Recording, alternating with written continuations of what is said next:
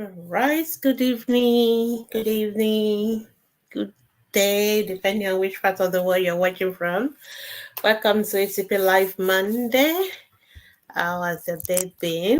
So ATP Live Monday is a program where you get to ask any questions that you may have about the health of your children. So welcome. We have just 1 hour to do this. Welcome.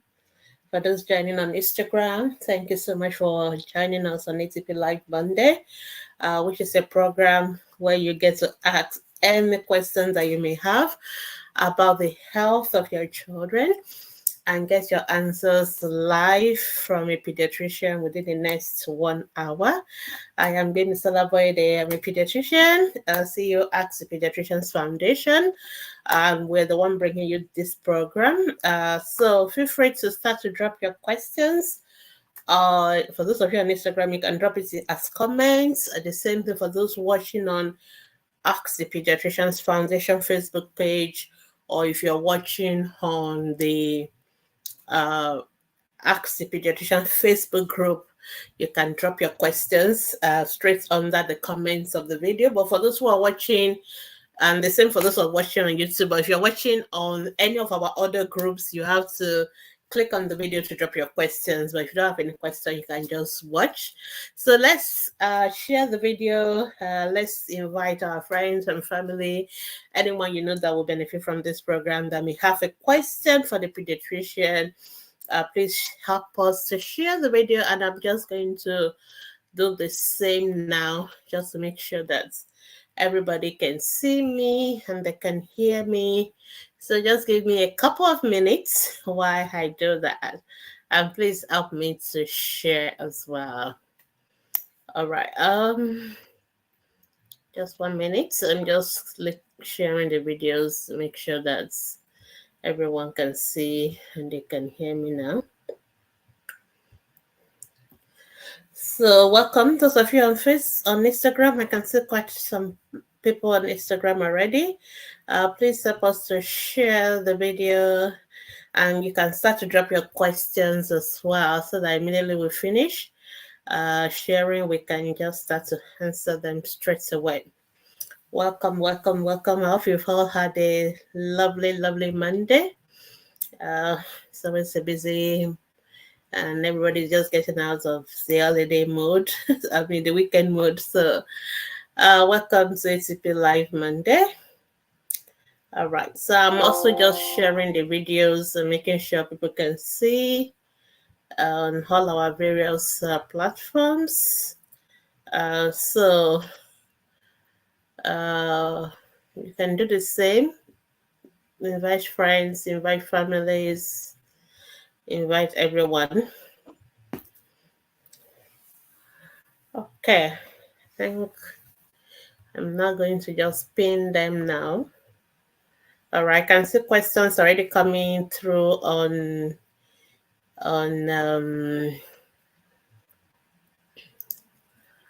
okay, question coming through on Instagram, but just give me a couple of minutes so that I can just pin the videos, and then we can start answering your question. Please don't go away.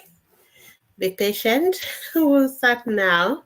I'm just pinning the videos to the announcement section so that people can easily find them. Okay, so please start to drop your questions now. One more group to go.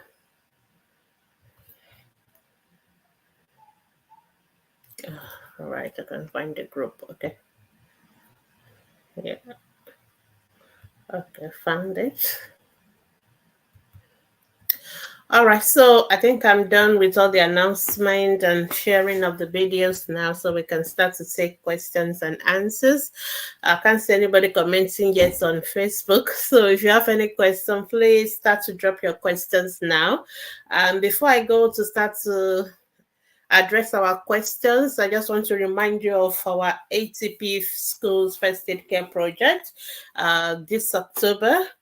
And for the rest of the year, we'll be going to all the secondary schools in Nigeria, and we're going to be empowering them with health education on first aid care, and we're also going to give them reminder cards and tips. We're going to leave the bigger one for the schools, and we're going to give the school the first aid boxes. We just want to make sure our schools are healthy, our students know what to do when there's a medical emergencies, and they do the right thing. And we believe that this will help reduce the number of deaths from emergencies that people don't know what to do and often lead to avoidable deaths. On ATP, our goal, our mission is that no child should die from preventable deaths. And we believe that it starts from people having the right knowledge, right information, and that's what we do: health education, online, offline. And we want to start by catching them young, starting with our students, giving them that information, that empowerment that they can carry with them for life. And we believe they will also carry to the family, her home, and empower family members as well. So we'll really, really love for you to be part of this project. It's a huge, huge project. We aim to do at least 1 million students a year. So we really will appreciate you to donate generously, to partner with us. So feel free to donate to our accounts, Naira accounts, our dollar accounts, or you can go to our global giving page and you can donate there. Nothing is too small. Even your 1,000 Naira, 10,000 Naira, 100,000, a million, a billion will do a lot. If you give us a billion, that will take care of the whole project. So please help us. And we believe that God will bless you as you partner with us in making sure that our mission of making sure that our children are healthy and no child is dying from preventable causes, they will be accomplished. All right. So that is the announcement I have. If you have any questions or you want to be partner with us, feel free to send me an email, askthepediatricians@gmail.com, or send us WhatsApp message +234 9056 916818. I'm sure if you get to any of the platform you're watching, you will find our number or our email somewhere. Please get in touch with us, and we'll be very, very happy to get back to you. Thank you so much for being our partners. All right, so let's start with the questions. Thank you so much, everyone, for joining us. We appreciate you for being here. Good evening, Miss Debbie J. Then Facebook GH, say good day, Doc. Please, my son just hit 6 months. And can you kindly suggest how much to feed my son with regards to the portion? Okay, thank you so much, Facebook. So, well done for eating 6 months. I hope you've been doing exclusive breastfeeding for the past 6 months. So now that your baby is 6 months, breast milk alone would not be sufficient. So that's when you start complementary feeding. And there are a lot of principles behind complementary feeding. It just go beyond portion and all that. If you are also on Facebook, I will recommend, because the answer to your question is not just to say, oh, just give your child 25 minutes of porridge.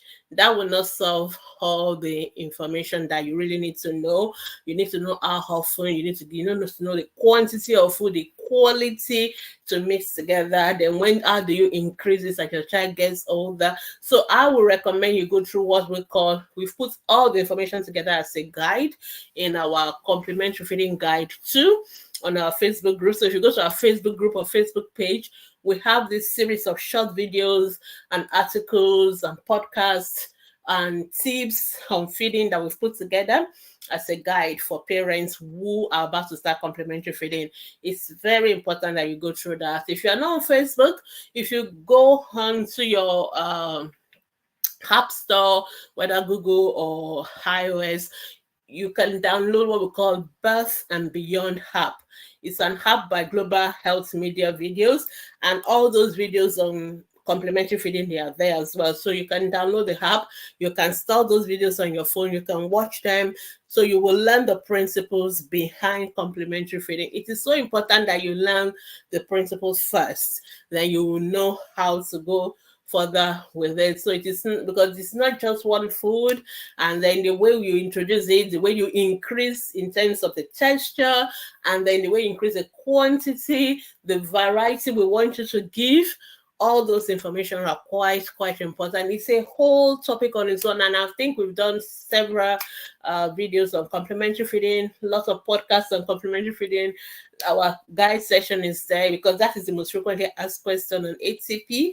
So I want you to go through that before you start anything. That's the best thing to do. Before you have that information, go through all the information there then before you will start, so that you are empowered, you know what to start, you know what to give, you know how to give, you know what not to give, all those information. And those videos are very simple, and they all the resources there are things you have in your home, in your kitchen. You don't need to go to any store to buy anything. So it's important that you get the principle first. So if you are not clear where to get it, you just get to our Facebook group and ask that question. Somebody will share the link to you, but I don't think it'll be difficult for you. If you just search on our website as well, or like I said, Birth and Beyond app, global health media videos, they are very useful, and they will help you to know how to go about complementary feeding. All right, let's go to the next question. Okay, somebody is telling us she has gone through this. Okay, that's Miss Debbie J. Okay, so the Debbie J is talking about that guy that I was just telling, Facebook GH. So it's interesting. What if baby more than 1 spoons of food? Do I give him more? Yes, of course you can give more. What we're trying to say is that when you are starting, the very first day you're starting, your goal is not to give your baby plenty of food. Your goal is to introduce the food gradually, because this is where most parents start to get it wrong. So they try to give 10 spoons on day one, and the child only wants to take 2 spoons, and that means the child is not taking that food. That means the child has rejected that food. Then they dump that one, they go on for something, and that is where error starts, and then that's where frustration starts. So, but if parents have that information that when you are starting day one, it could just be 3 spoons or three, that your child wants to take, then you will not be frustrated thinking that the fact that the child did not take more than 3 spoons means that your child has rejected that particular food. Because when I see mothers tell me the baby is just 6 months old, they just started complementary feeding for 2 weeks, and they told me they've tried all the food, the child has rejected all the food, it means you didn't that particular mother has not understood complementary feeding principles, has not followed the principle, because there's no way you're going to have introduced all the food possible in 2 weeks. Okay, and when I see people tell me a 6 month old is already taking like 3, 4, 5 different meals, you are not doing the right thing as well, because you need to understand the how we introduce. When your baby is starting complementary food, breast milk is still the main food. Okay, it's just that breast milk is no longer going to be enough, and you're now adding things to breast milk. So the goal is not to replace breast milk or to give the same quantity of food your baby was taking, or volume that your baby was taking as breast milk, as complementary food. No, the goal is to keep giving all the breast milk, and you are now adding little by little the solid, the semi-solid, and then when you start, it's going to be soft porridge.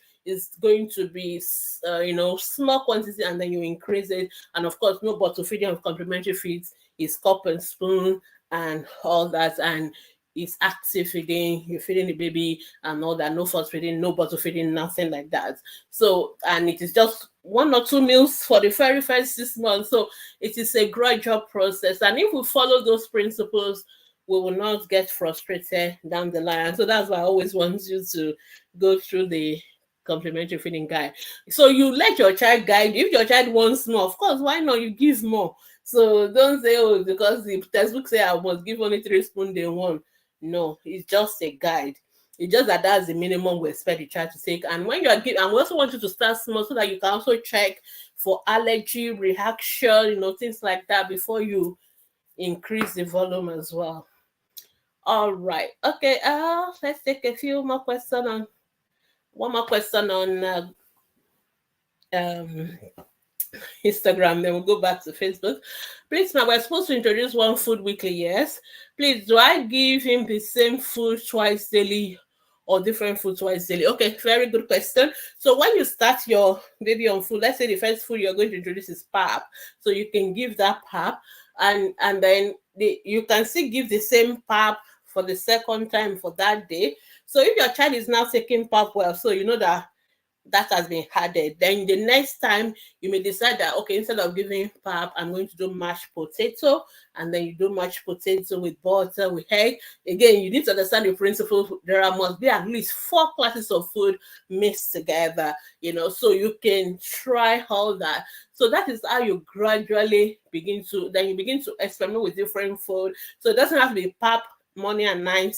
It could be pap in the morning, maybe for lunch or dinner. It could be mashed potato, or it could be mashed rice. It could be fruit porridge. There are different things, but what we're trying to say is that you must make sure your child has accepted one, and the child is okay with that before you add on top, and before you even start to mix them together, so you don't you are sure your child is not having allergic reaction to this.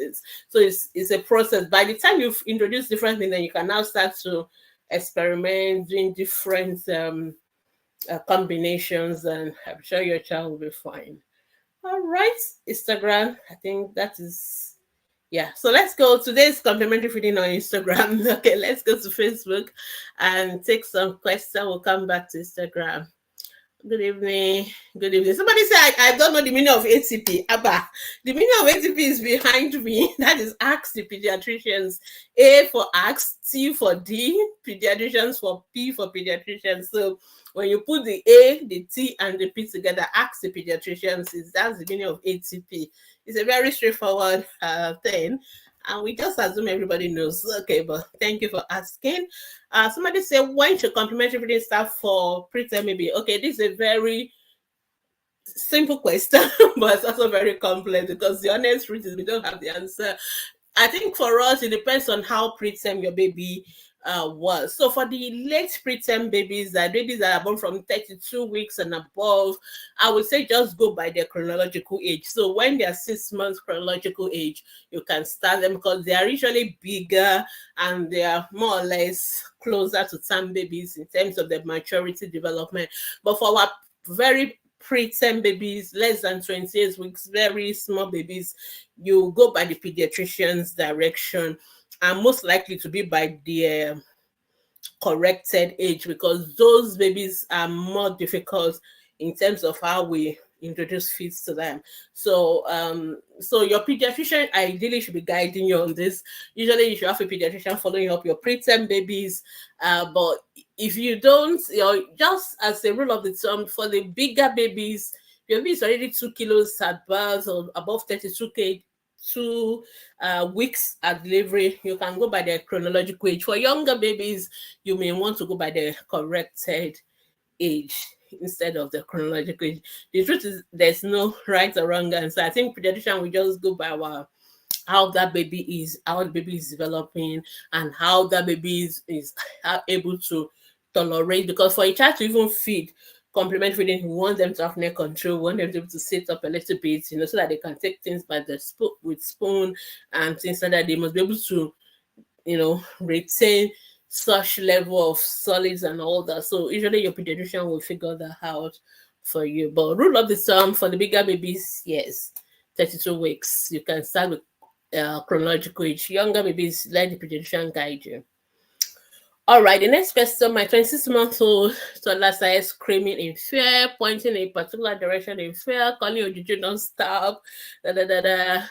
Okay, so was this baby watching something scary over the night? Has this child been exposed? Because at this stage, babies, what we call, there's a particular part of the brain that is developing. That's the part where you sense fear and all that. You notice that babies, when they are very small, they don't tend to fear anything. They can just walk up to any, even the masquerade or those dogs or animals, and touch them.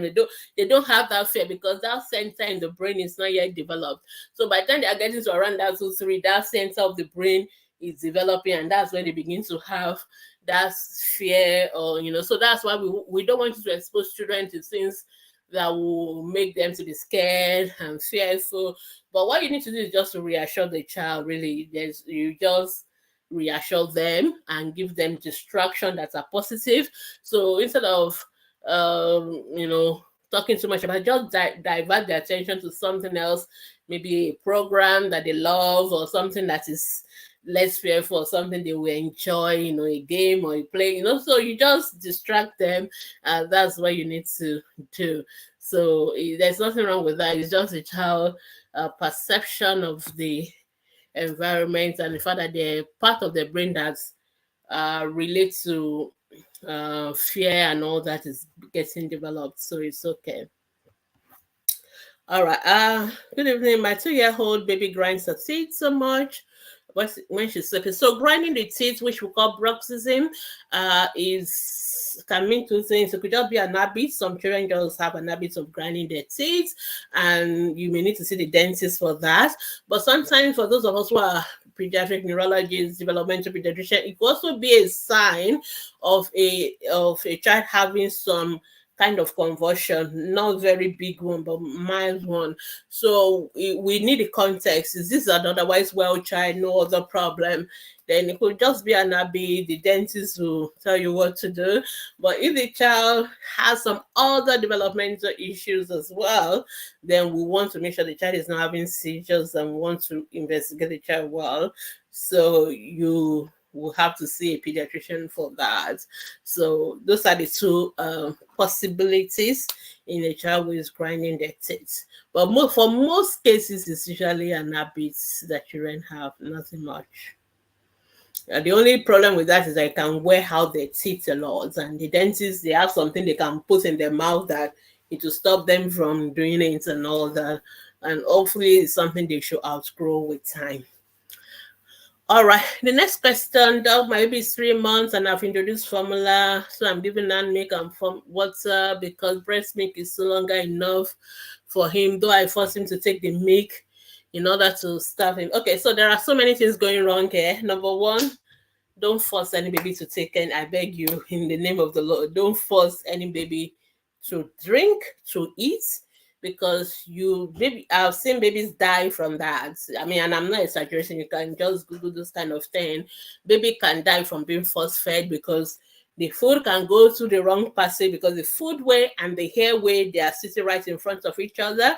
So when you force feed, you can make the food to go through the airway, and when the food goes through the airway, that is what we call aspiration, and that is it. The baby can die from that. So don't ever force feed your baby. That's number one. Number two, we still believe that breast milk is always enough for your baby. The way to make a baby get enough breast milk is not by giving the baby formula. It is by actually breastfeeding the baby the more, because breast milk is a demand and supply economy. The more your baby breastfeed, the less you worry, and the more you put the baby to the breast, the more your milk will flow.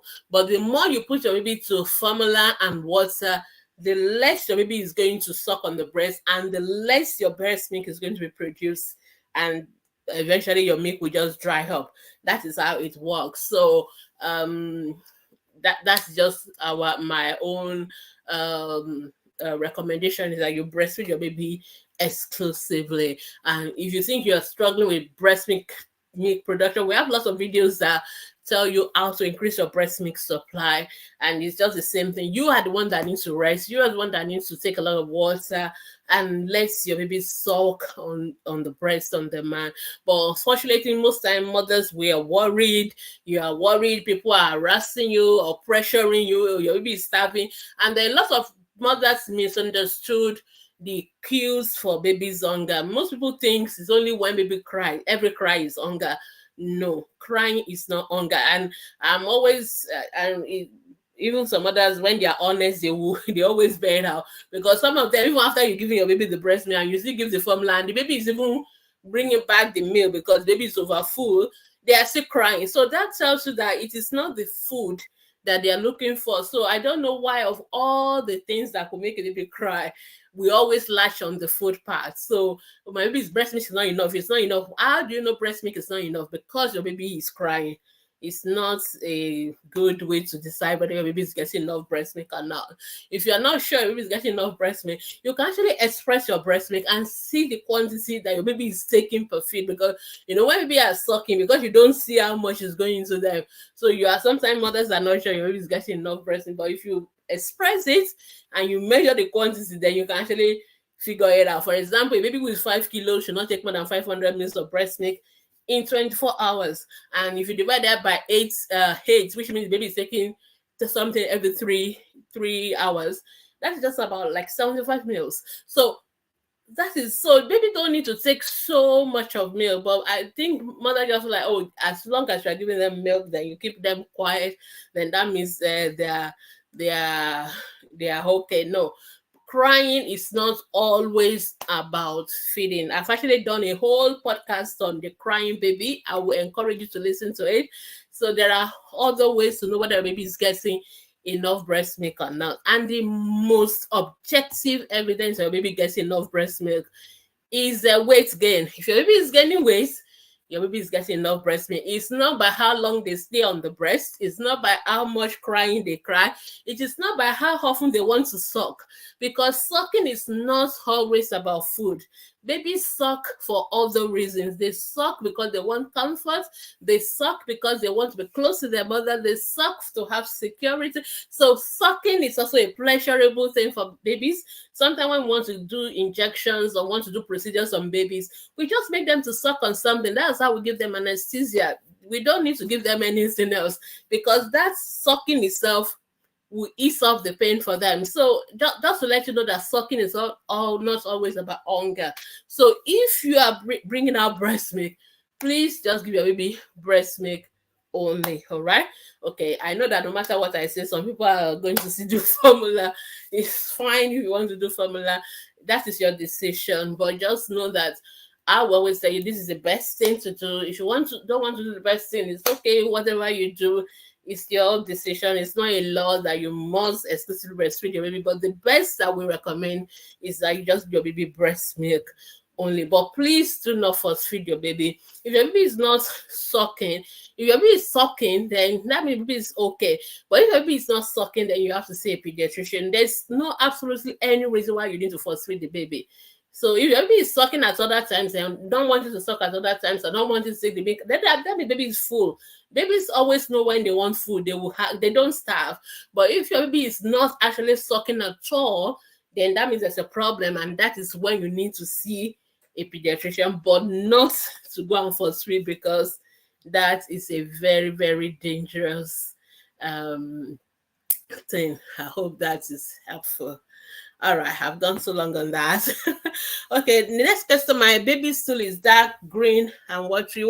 So whenever you want to ask about your baby stool, please always tell us how you're feeding your baby. The two are always connected. I always start every question with the age of your baby. Tell us the age and tell us how you're feeding the baby, so that we'll have a context. So whoever is asking this question about dark green and watery, you need to ask the question again. First, tell us what is the age of this baby, and tell us how do you feed your baby. All right, let's take one more question and then we'll go back to Instagram. Thank you for all your teachings. Why do most pediatricians prescribe antibiotics with malaria meds? I take exception to that. That assumption. No, how many pediatricians have you seen that are prescribing antibiotics with malaria? How many? Because you most likely you've taken your baby to maybe one pediatrician, one doctor. I'm not even sure a pediatrician, one doctor, and they've done that. So we pediatricians don't do that. Okay. If anything, we are one of those people that we want to treat what your baby has.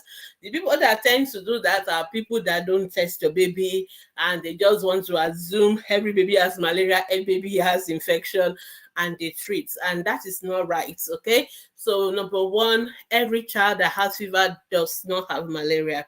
It's not true. And most pediatricians will not put your baby on antibiotics and anti-malaria at the same time. We want to first test your baby to know. So if you're going to hospitals where every time you go there, your child has fever, they are always giving you antibiotics and anti-malaria, please change your hospital. Okay, you may want to go to a government hospital. Let me also be clear that it is not every doctor you see who is seeing your child that is a pediatrician. Okay, so there are a lot of doctors who are general doctors who see children. They are not necessarily pediatricians. So all the pediatricians you have in Nigeria, they are not that many, and most of them you will not even see them in most of the hospitals you go to. Most of the time you see pediatricians in government hospitals, teaching hospitals, general hospitals, and very standard private hospital or children hospitals. So I'll really be very, very careful to make that blanket statement. All right. So the two don't go together, and it is not even right. And left to me, most pediatricians, sometimes we don't treat your baby with anything, because sometimes some of these people are due to viruses. So if you are very familiar with ATP, most of you will say, my baby have cough, catarrh, but no fever, nothing. We usually tell you just leave it alone. Most of them are due to viruses, they are going to go away. We will never tell you to go and use anti-malaria and antibiotics. So if you are going to hospitals where that is their standard default, everything, I know hospitals that do that, that is wrong. So you are the one that need to change your location and go to a standard hospital. Most standard good hospitals will not just ask you to take antibiotics. When you tell them your baby has these symptoms, they will examine your baby. Two, they will run blood tests. Minimum, we will do full blood counts and malaria parasite, minimum. And we are moving to the era where, Nigerians, because we make malaria over the counter drugs, so everybody just use malaria like anti-malaria like pure water. We're actually moving away from that. These days now, we want to, and if you are very familiar with ATP again, you always know we always say that we want you to always have a test. Malaria test is something that can be done. We have what we call the rapid test for malaria. They can do it. They just take a prick of the blood and they will put you through the machine and they will know whether the child has malaria or not. So, and it's something that you can wait for. Within 30 minutes, the result is out. So everybody should have a malaria test before they start taking anti-malaria. And the same thing with antibiotics. So I want to encourage you to change that hospital you are using. It is a generalization for everybody, but it's not necessarily it is not necessarily true. Sorry, I skipped a question. Oh, sorry, no. I think I didn't skip a question. I went. Yeah, okay. I think I've gotten back. All right. Okay, so sorry, that's what on Facebook. Let me come to Instagram because I think I've left Instagram people for a while. Oh. Okay. I think I know where I am now. Okay, all right. Please, ma. Okay, I think I've answered that one. Help a working mom. My 5-month-old wakes up every 2 hours at night to suck, then be fully awake for another 2 hours to play. How can you make her sleep well through the night? Okay, number one, babies have this funny sleep pattern at this age, but usually by now they should begin to sleep more at night. So I don't expect a 5-month-old to be playing for 2 hours at night. So it depends on how you've regulated the sleep routine for that baby. So usually by this age they should be sleeping more at night and be playing more during the day. But if you're a working mom, and I don't know whether you use a crèche or daycare, and I hope it's not one of those ones that they drug your baby to sleep during the day so that they too will be free, then it won't be surprising if you really want to be awake at night. So you really need to check what is going on. So number one, what happens to your baby during the day? What are the people with the baby during the day?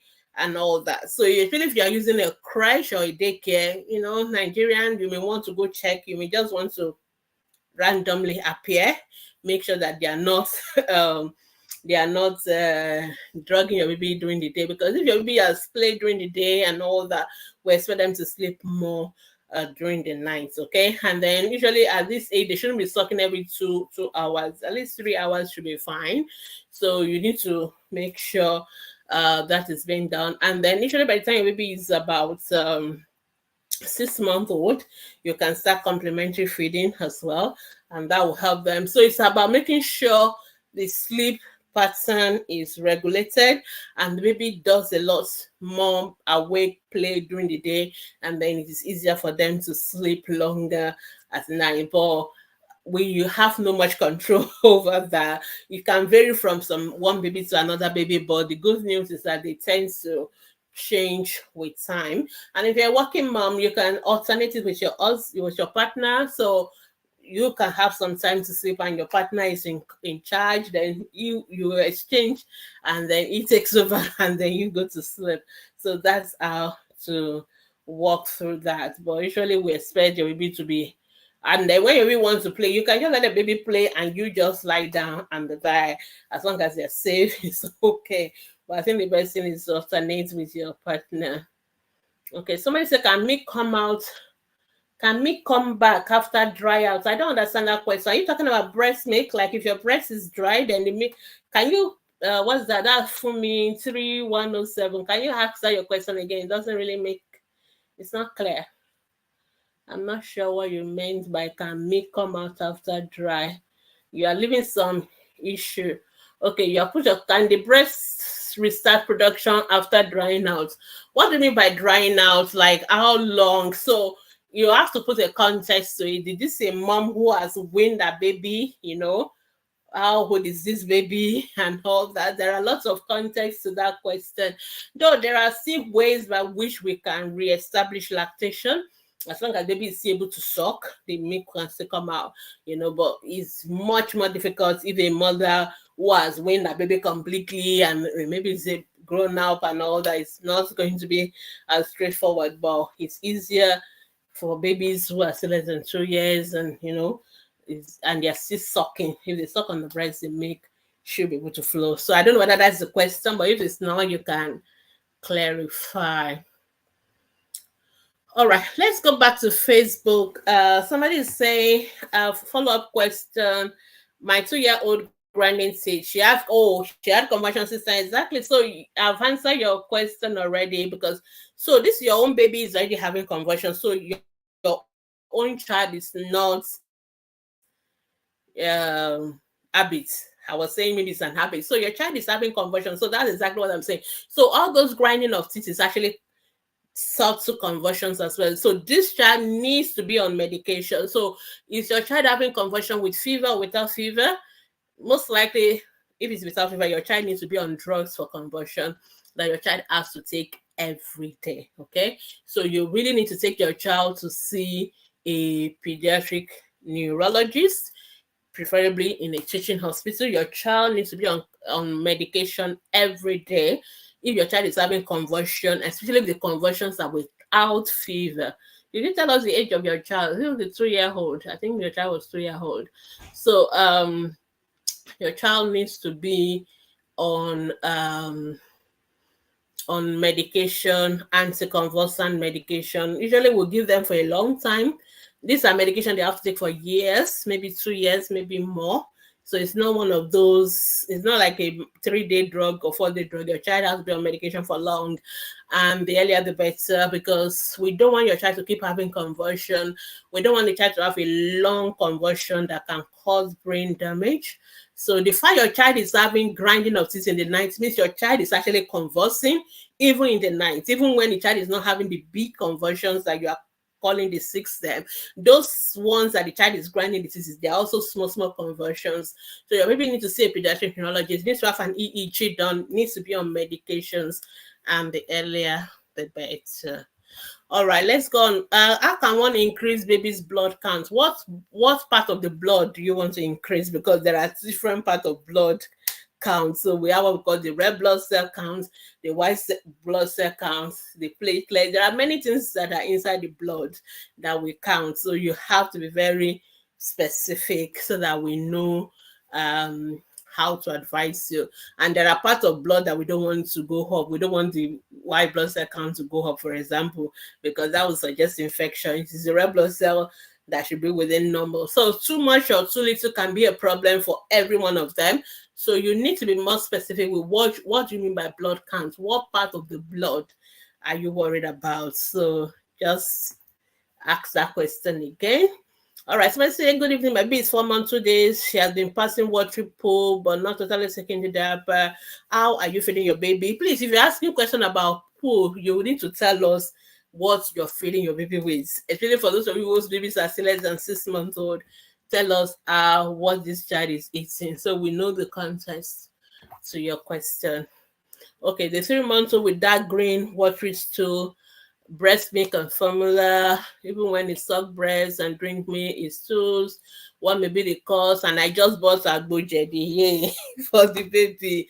That's like, please don't give baby agbo jedi. I beg you in the name of God, don't just go and throw it away now. Please don't. Okay, don't.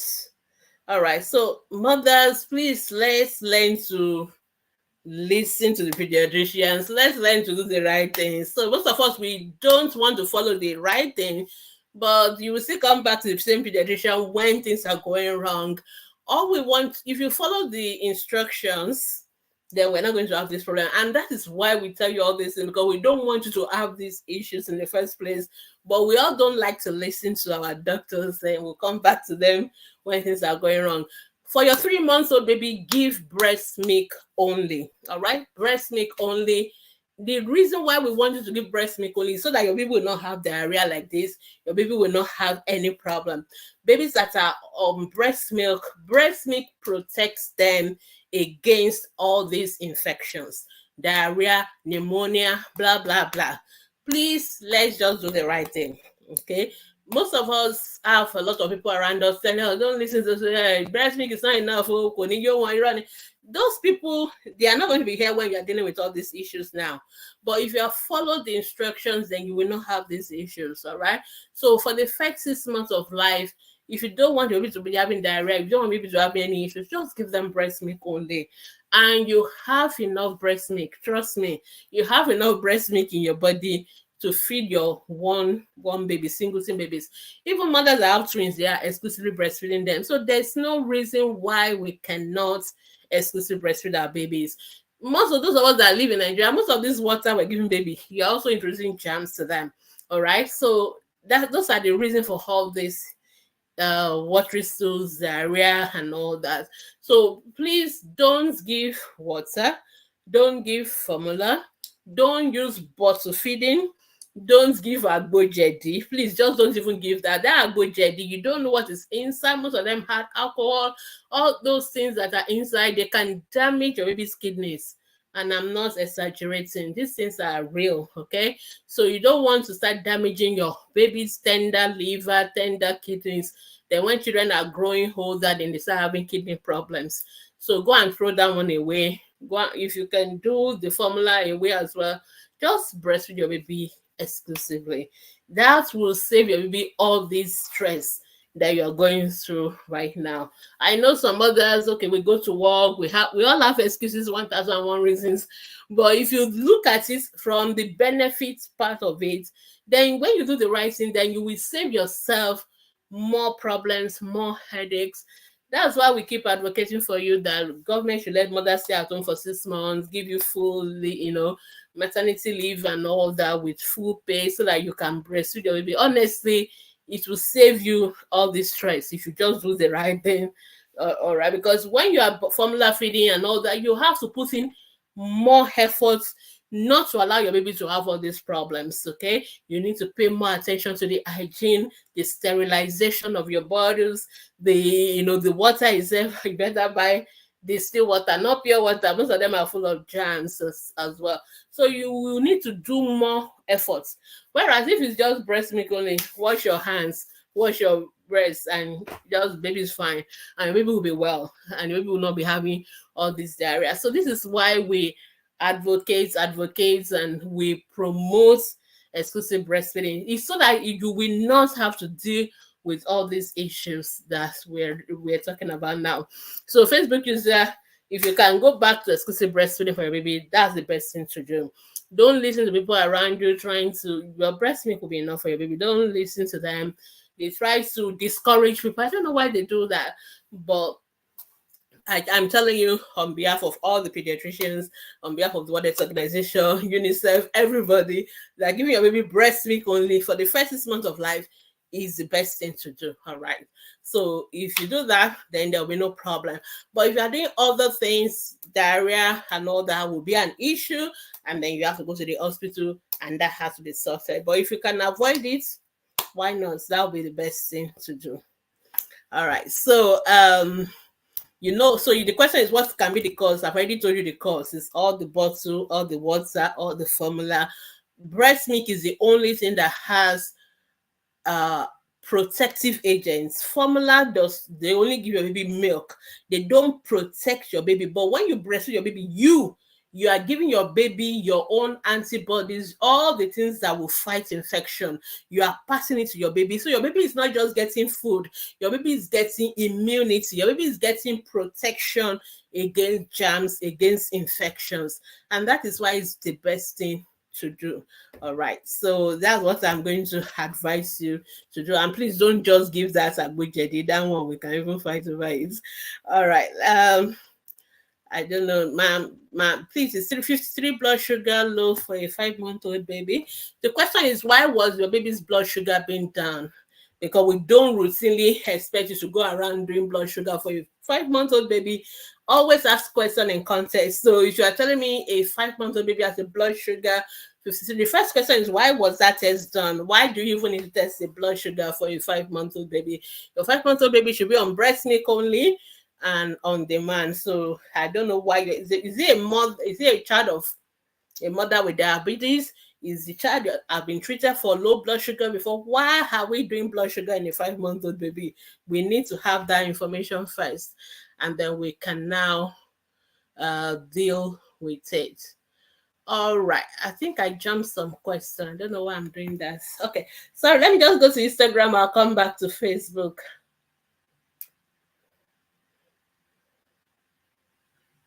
Okay, working mother, we've answered the question. Okay, breast milk coming after dry, we've answered that. I am Damilola. I'll just say, I want to ask how to be sure if a baby, if 4 months old baby has a perfect head control. The head should not be falling down. So when you carry your 4-month-old baby, carry them in your hands like you want to play with them and look at them.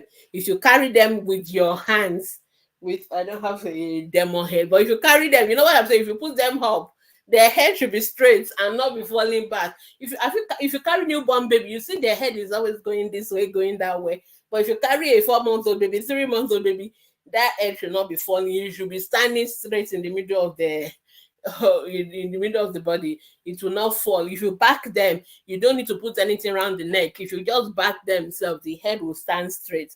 So that is how you need to know. If you're not sure, when you go to the hospital, let somebody just check it for you, right? If your baby has neck control, you will know. You are only worried if your baby's neck control is not there. Because if your baby has neck control, you see that the head is standing straight. It won't be falling to one side. So if your baby's head is falling to one side, or it's not standing straight when you carry them up, the head will come up with the rest of the body. Whereas if you carry newborn baby, you will see the head is going back. But when you carry a baby that has neck control, as their back is coming up, their head is coming up. Nothing is going behind. So that is how you know. But if you're not sure, just see us at the hospital. We'll check it for you. How many times a baby is supposed to eat Kafila is saying how many times a 6-month-old baby is supposed to eat in a day? A 6-month-old baby should be breastfeeding as much as before, and then have 2 complementary feeds a day. Please go to the guide 2 on our group, Facebook group, and do the guide 2 on complementary feeding. So you have all this information. All right. I think. Okay, so Fumi said, I have a 5-month-old baby. Stop producing milk at about 3 months. It's just not coming out. That is not normal. That is very, very unusual. And the commonest cause of that is that you are doing formula. If your breast stop, is because you are formula feeding, and because, like I said, breast milk is demand and supply. So if you are giving formula, your baby will not be sucking as much on the breast, and the milk is going to stop. The nature does not like waste. So if you are not breastfeeding, there will be no need to produce milk. So this is a mistake many of us make. Oh, a lot of mothers will tell me, oh, my milk is not coming out, let me go and give formula. Wrong answer. Because when you give formula, the milk is not going to come out. What is going to make the milk to come out is your baby sucking on it. So you don't need to see the milk flowing before you put your baby to the breast. You put your baby to the breast and the milk will flow. That is what we call milk lets down. So when your baby is born, within the first 1 hour, that baby must be put to the breast. The baby must be sucking on breast, unless the mother is unconscious, like she's saying it's theater, maybe she had a general anesthetic kind of CS delivery. Otherwise, if you are awake, please put your baby to the breast and make sure your baby is well attached to the breast. The baby should not be sucking on the nipple. We have done a lot of breastfeeding week, so please go through all our videos on breastfeeding week. The baby should be well attached to the breast, and the baby should be sucking on the areola, not on just the nipple. When your baby sucks, the milk will flow. That is how it works. And the more your baby drains the milk out of the breast, the more the milk will come down. But if you are giving glucose water formula, the milk will not be getting out of the breast because nobody is sucking it, and the milk will stop flowing. That is what happens. So for me, your baby is still 5 months old, put that baby back to the breast. Let the baby suck on that breast. Your milk will flow. That is how it works. The more your baby suck, the more the milk will flow. But if your baby is not sucking, the milk is not going to flow. And that is how it works. All right. Okay, so let's go back to Facebook, people. I think I jumped some people's question, but I'll come back to them. All right, grinding teeth, we've answered that. We've answered the formula. You're not starving your baby. I think I've answered that thoroughly. Dark green, we've answered that. All right, we've answered antibiotics. Conversion, we've answered that. Okay, blood count, we've answered that. 4 months old, watery stool. How are you feeding the baby? We've not fully answered that because you've not answered the question. Though your question is similar to that of the person of 3 months old. Is there any supplement that can be taken? Who is asking this question? Supplement to be taken for what? And what supplement can I give to my baby to get appetite? No supplement. No supplement for the baby, please. Let your baby suck on the. You didn't tell us the age of your baby, so I'm not sure where. If it's a baby less than 6 months, they should be sucking on breast. Less than 2 years, suck on breast and take complementary feeding. There's no food. There's no supplements for appetite for children. And I don't even recommend honey for mothers as well. So please, just eat normally, rest, relax, and your baby will be fine. Okay, how can one increase baby's blood count? The pediatrician said the white blood cell is low. And that's why you need to tell us which of the blood counts you're referring to. Okay, so white blood cell is low, and the pediatrician should tell you why. It is not your role on what to do to increase. That is the job of your pediatrician who made a diagnosis. So the pediatrician has done the blood test. The pediatrician knows what is low. The pediatrician should be telling you why it is low. Why is the white blood cells low? Is the baby having an infection and all that? And then the pediatrician will treat the cause of that low white blood cell count, and the blood will rise by itself. The count will rise by itself. Once we address the underlying reason for the abnormalities in the count, then the count will correct itself. It's not your job at all. It is the job of your pediatrician to fix it. So just ask the pediatrician what is causing these blood counts, abnormalities. What are you going to do about it? Let your pediatrician just explain it to you. You don't need to do anything on your own beyond following the instruction that the pediatrician gives. That's all you need to do. What medication can be taken in order to prevent this conversion? Your child needs to see a doctor. This is not a kind of, we just tell you go and take this medication. No, this is not that kind of medication at all. This is a very serious kind of medication. You need to be sitting in front of a pediatrician, a pediatric neurologist. They need to do tests for your baby. They need to scan your baby. They need to know what kind of seizures your child is having. They need to prescribe this medication. They need to follow up your baby. They need to adjust those medications. Don't just go and be taking any medication anybody is telling you go and do this. So no, this is not those kind of thing. Conversion is a serious issue. You have to go to a teaching hospital, preferably see a pediatric neurologist. Let them do a proper evaluation. The earlier the better, because it's about your baby's brain. And if you don't manage it properly, it can have long-term consequences. So please, conversion is not it's not like, oh, go and take multivitamin. No, it's not this kind of thing at all. Your child needs to have a proper evaluation by a neurologist for proper management. All right, I think I've answered this question. Oh, sorry, this thing was fun. Okay, so the person who is asking about red blood cell platelets, just have this conversation with your pediatrician who did the blood test. They should explain to you what is wrong and what is the next thing to do. It's not something you are going to fix by yourself. Just leave it to your pediatrician to solve it. Okay, my baby is 2 years having allergy. We have been on and off hospital. Please, can I give her antibiotics? No. No. Why will you give antibiotics for allergy? No. Please don't even do that. That's drug abuse. That's antibiotic abuse, and it's dangerous. Antibiotic abuse is dangerous because when your child really needs antibiotics, it's not going to work, and it can be fatal. And I've seen that happen before. So lots of Nigerian mothers, we abuse antibiotics. Please, let's stop. I beg you in the name of God. Please stop. Don't use antibiotics unless a doctor has prescribed it for you. You need to understand what allergy is. And I think maybe that's our fault. I take the responsibility on behalf of my colleagues. We really need to be talking to, anyway, that's what we do on ATP. We need to explain things to you. You need to understand what is going on so you understand the kind of things you do.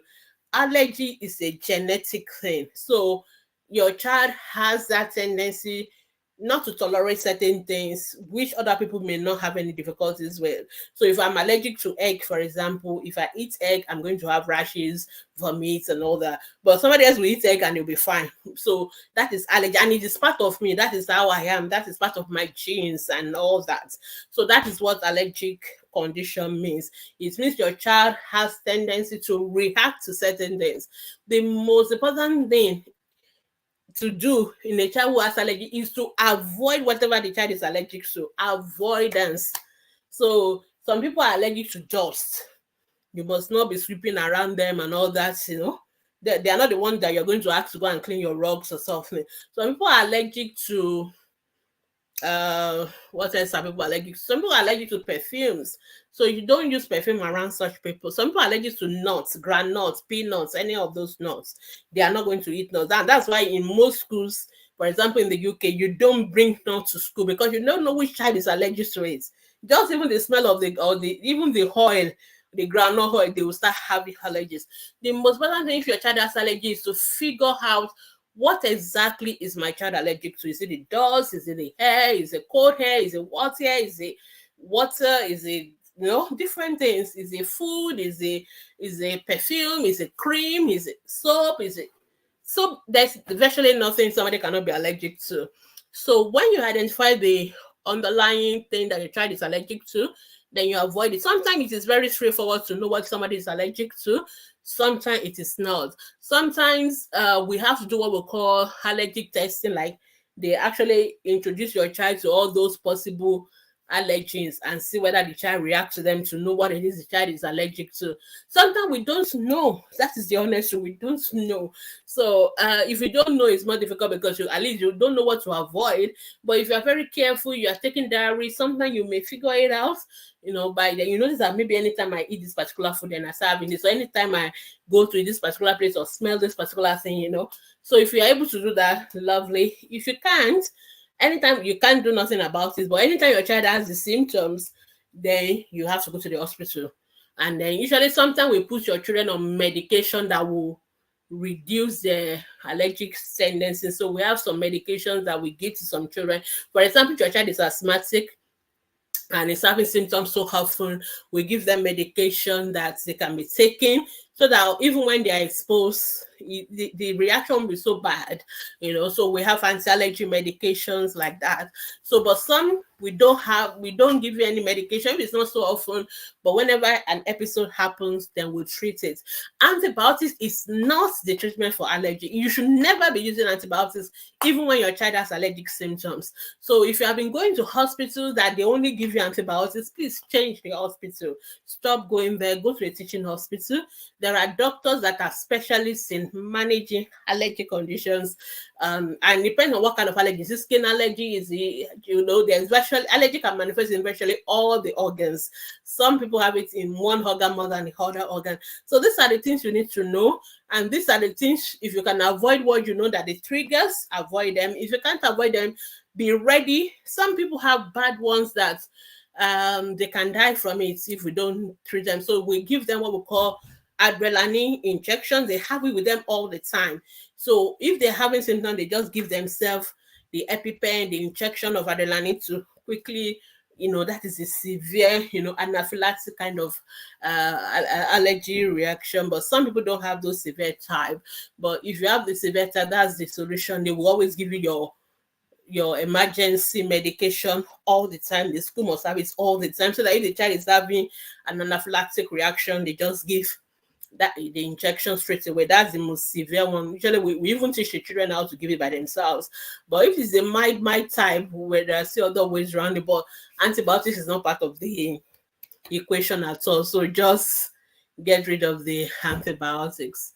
All right. So the person asking about blood sugar in 5 months old, you've not answered that question. Why is the baby being tested? I always like to know the context so that I will give the right answer.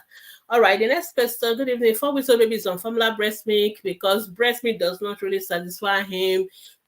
Okay, he pops. I think I've answered that question about breast milk satisfying, not satisfying. We've answered that, so I will not go into that again. Is egusi like is normal too. Sweat a lot, grunt a lot, that's normal. He pulls every time he's trying. I think we've asked this question before, and I think we've answered it already. I know this question because the way you answer it together. There's nothing wrong with the child pooing every time. Baby can poo up to 12 times a day, and that is perfectly normal. And for this, your baby is 4 weeks, so please just breastfeed your baby. Stop the formula. Breast milk is enough for your baby. Your baby crying, grunting, it does not mean your baby is not getting breast milk enough. So please stop. I believe you're a first-time mom, if I remember you correctly. So go back. Don't start learning bad habits. Go back and do the right things. Breastfeed your baby exclusively. There's nothing wrong with baby passing through. There's nothing wrong with baby sweating. There's nothing wrong with baby grunting. They are fine. So just breastfeed the baby. Like I said, baby can pass through up to 12 times a day. They can't really pass through every time they eat. It is perfectly normal. We call it a gastrocolic reflex because each time they start sucking, the waves of what we call peristalsis moves down, and they feel the urge to go and pass through. Even adults feel it too, but you control yourself as adults. You don't go immediately to that. It is not the breast milk they are just sucking that they are passing out. It's the one that they've already sucked 3, 4, 5 hours ago that has been digested, and that is coming out, and that is perfectly normal. And the texture of the stool you described, that is normal stool in babies on exclusive breastfeeding. So just dish the formula and the bottle, so that you don't start asking other questions later in, and then your people will be fine. All right, let's just move on. What can one give a 2-year-old to stop her anus from coming out? You need to take that child to the hospital. So your child is having what we call rectal prolapse, or anus protruding. Something is wrong. Okay, you have to go to the hospital. Most times your child has constipation. We have to treat the constipation as well. So you make sure your child takes a lot of water, they eat fruits and vegetables, so that the stool will be soft and it will be easier for them to pass through. But even if the stools are soft and the rectum, the anus is always coming out, then you have to go to the hospital, and we may have to do operation for them sometimes, depending on how bad it is. But it's not something you have to. It's something you have to see a pediatrician, or preferably a pediatric surgeon for. All right. Can I give your baby Avro appetite? No, don't give your baby any appetite, anything. Just give them food. Give them food, fruits, veggies. That's all you need to give them, and then they will eat. I can't maybe agbo jedi. Can I be taking it to know? What's the problem with this agbo jedi? Please don't stop taking all this agbo jedi yourself. People don't know what you are putting into your body.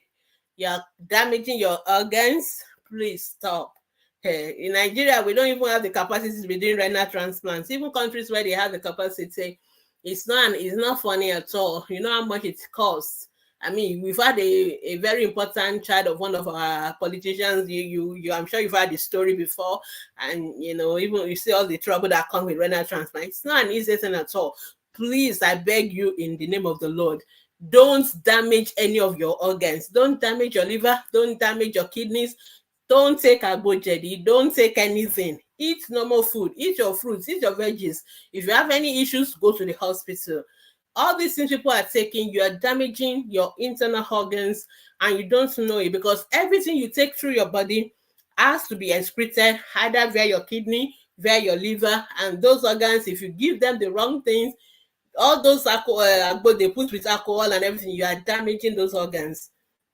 It can be terrible. So please leave those things alone. Don't give your child any agbo or anything. I beg you. That's my own admonition. No. God help us. Don't even try it. Okay, can I give reload to my 1 year old baby? You can give any multivitamin if you want to give multivitamins, but they are not necessary. Give your children the food. It's better to give your child a apple or orange or banana than to give all those multivitamins that you're buying. The real fruit is more natural, it's more organic than product. But if you think, oh, I'm not giving them, they are not eating fruits, they are not eating vegetables, I want to at least let's make sure that they are getting the vitamins and you want to give multivitamins, you are welcome to give any brand that you like. It's fine. All right. My time is up now. Let's just rush through the okay. Don't ask any more questions. I'll just rush through those who already posted. When should the baby sit properly? 6 months, baby should sit with support. 8 months, they should sit without support. Remedy for hiccups, nothing. Most hiccups will go by themselves. Just leave the baby alone. It will go. It's not something to worry about. It's a minor issue. Don't have to do anything. Is there any food to avoid as a breastfeeding mother? No, except you're allergic to the food or your baby is allergic to the food. Like if you eat some food, you notice your baby is maybe a bit more fussy and all that you can avoid. But if you're fine, your baby is fine, there's no need for you to worry. If your baby suck breast milk alone, you still put green poo, it means you're not breastfeeding well enough. Okay, so breast milk is complete food for your baby. But breast milk has two parts. It has what we call the beginning part, the fore milk, which is watery. Then you have what we call the hind milk, which is the fatty, creamy part. Your baby must empty the breast each time you breastfeed. Some of you just breastfeed your baby, chocolate 2-3 minutes, you remove the mouth. They've only taken the water, they've not taken the hind milk, and then you leave them. So make sure your baby suck not less than 5-10 minutes on one breast. You should feel your breast empty. Then when that one empty, baby still want more, you change to the other breast. And you must always be alternating your breasts. Okay, so make sure your baby is well attached to the breast, suck very well on the breast, empty the breast so that your baby is getting both the fore milk. The fore milk is like water is test. That's what quenches the baby's thirst. That's why we say there's no need to give your baby water when they're on breast milk, because breast milk is 70% water. So the very first part of breast milk is water, and that's why baby take first. So their thirst will be quenched. The second part with the hind milk, which is creamy, which is fatty, that is the where the fat is, and that is where that one is what fills the baby. We call it satiety. That's what gives them that satisfaction that they are, they are full, and that is what will make them get fat and all that. So they must always empty the breast completely before you switch them to the second breast. And please breastfeed with both breasts. Some of us will be giving only one breast, and I said God gives you two for a reason. Please use both of them. Your baby should not just be sucking only on the right. No, you suck both breasts. It doesn't have to suck both breasts at each feed, but if your baby suck one breast now, the next time you start with the second one. So you don't just give only the right.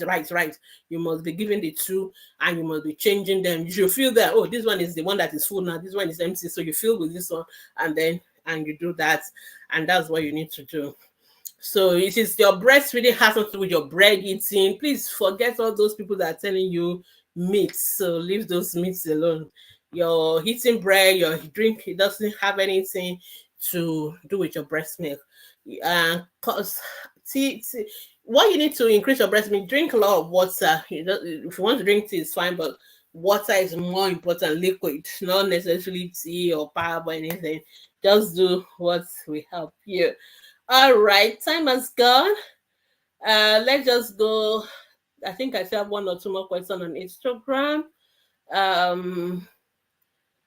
4 weeks old baby, 7 weeks old, 3 kg. Well, 4.5 kg at 6 weeks. Regurgitates a lot. We change his clothes every 2 hours. Me as the mother, I change my clothes like 3 to 4 times a day. Why are you changing your own clothes? Is baby regurgitating on you? So your baby is having reflux. Reflux is very common in babies. Some babies have it worse than the other babies.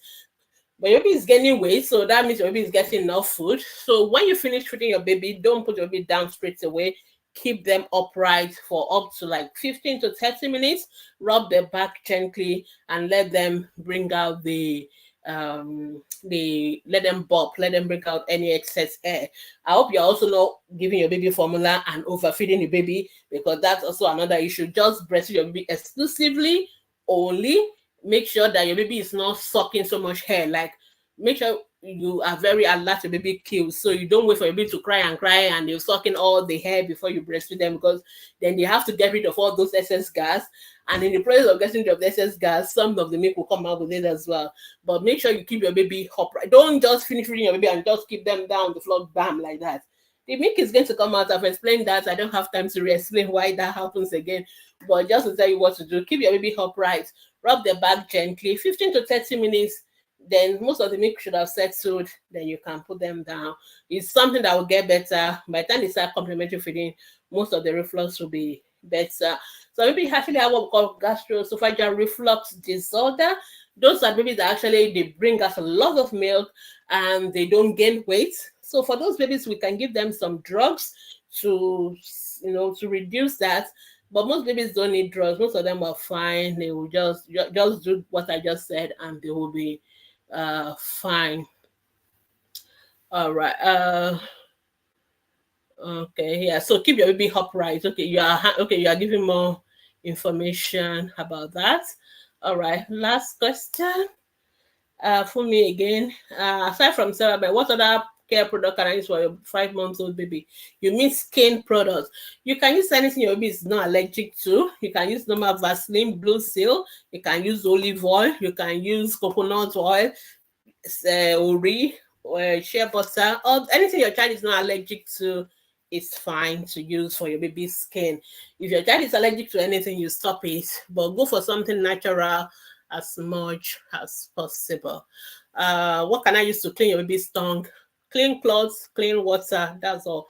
Put the cloth in water and clean. Don't use what the other things that people use. Don't use any other things apart from water. Don't use borax, glycerin, and don't use any of those things. Just clean clothes, dip in clean water, and just clean the tongue and the gums. That's all. When your baby start bringing out teeth, toothbrush and toothpaste, because I saw one mom asking us the other day, she's brushing her baby's teeth without toothpaste. I'm like, how does that make sense? So from the first tooth, you can change to toothbrush and toothpaste, age appropriate one, of course. But before then, only water and clean clothes. And my baby is 4 months. He has been passing what used to. Okay, we've answered this question a lot. We've answered this question. We had to tell us, how are you feeding your baby?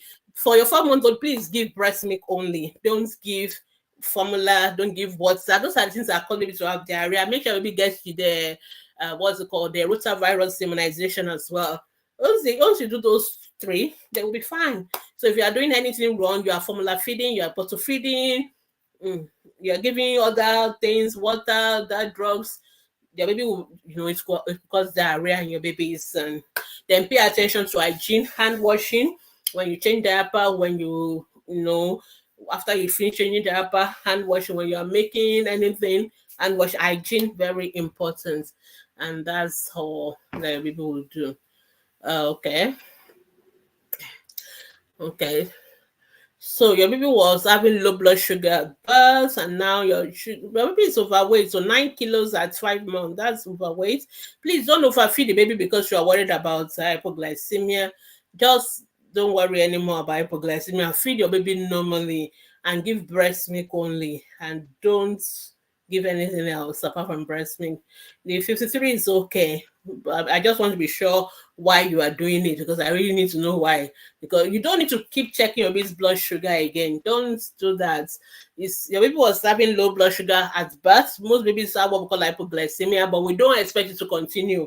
So we don't expect you to keep, as long as they are feeding, they are not going to be hypoglycemic. So stop testing your baby. It's not, unless your doctor testing baby for a particular reason. There's no reason for you to be testing a 5 months old for their blood sugar. Just leave them alone. It's not a very easy test to be puncturing babies and all that. All right. Thank you so much, everyone, for joining me this evening. Have had absolute pleasure answering your questions. And I know some of you will be fighting me. Don't fight me. Sorry. I just want to make sure you do the right thing by my babies. Okay. All right. Thank you so much. If you still have any questions, feel free to post your questions on Ask the Pediatrician Facebook group. We have a very large Facebook group where you can ask your questions from Mondays to Saturdays. Some people always ask me every Sunday why they can't post on the group. Please, you won't be able to post on a Sunday. You can only post your questions Monday to Saturdays. If anything's an emergency, please go to the hospital. Sick children, hospital, emergencies, hospital. Please don't post and say it's very urgent. I'm here now for the last 1 hour. There's no way I would have seen your question. So, and some questions are not 1 hour wait. Some things are like now, you have to go to the hospital. So anything that is now, emergency, please go to the hospital. But if you want to ask, so how do I feed my baby? How many times should I feed my baby? Those kind of questions, we are very happy to answer them because there's no urgency with answering those ones. And please be patient with us. Sometimes it takes us up to 48 hours, 72 hours to answer your questions, but we will do our best. So feel free to head over to our Facebook group, post your questions there, and our professionals, our moderators, they will answer them for you. If you want to learn more about any of these topics I've talked about today, feel free to go to our website, www.askthepediatricians.com, or you can go to my podcast, Atp Podcast, or our YouTube channel. You can watch all these videos. You can watch videos on all the topics, complementary feeding, breastfeeding, everything we've talked about. You can watch videos and learn more about them. And please don't forget our ATP Schools First Aid Care project. If we have been a blessing to you, help us to pay it forward by donating at least 1,000 naira. Just give us 1,000 naira. That will help us to produce at least about 10, even more first aid cards for the children. The 20,000 naira will give a first aid box to a school. And some of you that are alumni of your schools, you can partner with us and give us some money, and we'll go and we'll go and deliver those things to your schools that you came out from. So if you are part of an alumni organization and you want to partner with us, we will really love to do that for you. And I'm sure those students will be very happy that their old seniors are coming to give back to them. So thank you so much, everyone. I will see you on Thursday with a ATP hour where we'll be talking about a particular topic. I've been doing a series on the vaccine preventable diseases. We've done measles, we've done diphtheria, we've done tetanus last week. So feel free to join me this week where I'll be taking another topic along that line. Till then, God bless you. Have a wonderful evening. Bye. Bye-bye.